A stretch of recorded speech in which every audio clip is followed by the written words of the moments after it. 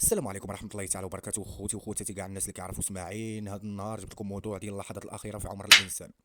الزمن شيء نسبي كيختلف من مكان لآخر، ولكن الموت هو الحقيقة الحتمية الوحيدة. الإنسان كيمر بخمسة المراحل في يوم الوفاة. المرحلة الأولى هي يومك العادي، يعني اللي عادي. كتبدا اليوم ديالك كالمعتاد، كتشرب قهوتك، كتمشي للعمل ديالك، كتمارس النشاطات اليومية وانت ما كدريش او ما عارفش ان الله امر بالقبض روحك في ديك النهار. وانت ما عارفش ان الله كيصدر الامر في ديك النهار لملائكة الموت. فلان ابن فلان، الساعة كذا وكذا كتقبض الروح ديالك. كتبدا الملائكة وقتها كتنزل باش كتجهزك لهاد اللحظة. وكاين الملائكة نوعان: كاين ملائكة الرحمن وملائكة العذاب. الملائكة الرحمة كيلتفوا حولك، كيتنازعوا الامر ديالك حتى كيجي ملك الموت في الميعاد ووفاتك. المرحلة الثانية هي خروج الروح. في اللحظة اللي كينزل فيها ملك الموت كيبدا في اخذ الروح ديالك تدريجيا من القدم، وكيدوز للكعب، الساق، الركبة، للخصر، وكتشعر كأنك في غيبوبة. المرحلة الثانية أو الثالثة عفوا هي التراقي. التراقي هو الروح اللي كتوصل للترقوة أعلى الصدر. وهنا الآية الكريمة كتوصف هذه اللحظة بشكل دقيق جدا: كلا إذا بلغت تراقي، سورة القيامة الآية 26. وكتبدا الملائكة كتساءل من راق، يعني الروح ديالك كتسلم وكيصعدوا بها. واش الملائكة العذاب أم الرحمة؟ كيبدا الانسان في الشعور بانه على وشك الموت.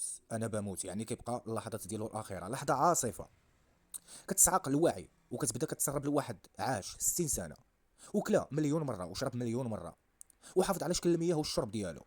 كانت فكره اعتياديه على الحياه، وهذه اول مره كيشعر بها الشعور بشكل فعلي، يعني كيموت. وظن انه الفراق والتفت الساق بالساق الى ربك يومئذ المساق. القيامه الايه 28 30. المرحله الرابعه اللي هي الحلقوم.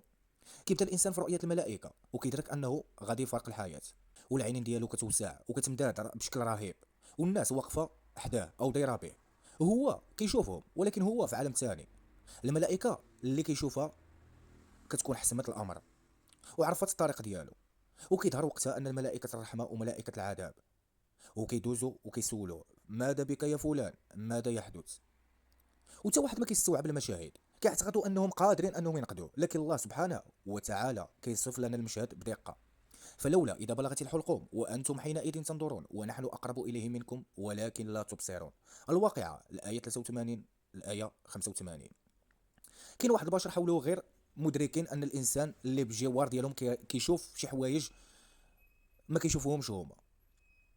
ولكن الله كيقول لنا: رغم قربكم منه في هذه اللحظة إلا أن الله وملائكته أقرب إليه منكم ولكن أنتم لا تبصرون. بينما من حوله لا يدركون. فلولا إذا بلغت الحلقوم الواقعات 83 85. فالموت حقيقية حتمية. الإنسان كينسى دائما أن له نهاية، وبالرغم من ذلك كل شيء في الحياة له بداية ونهاية. الموت دائما كتكون معانا، ولكن كنتغافلوا عليها. الغفلة عن الموت خطر لأنها كتجعلك تعيش حياتك وكأنك خالد، يعني ديما باقي في الدنيا. ولكن الموت أقرب من رمشة عين. لقد كنت في غفلة، الآية 22. فاللهم احسن خاتمتنا. نعمة الحياة التي نعيشها قد تنتهي في أي لحظة، فلنعيش بوعي لأننا لا نعلم بأي أرض نموت وفي أي ساعة. صدق الله العظيم.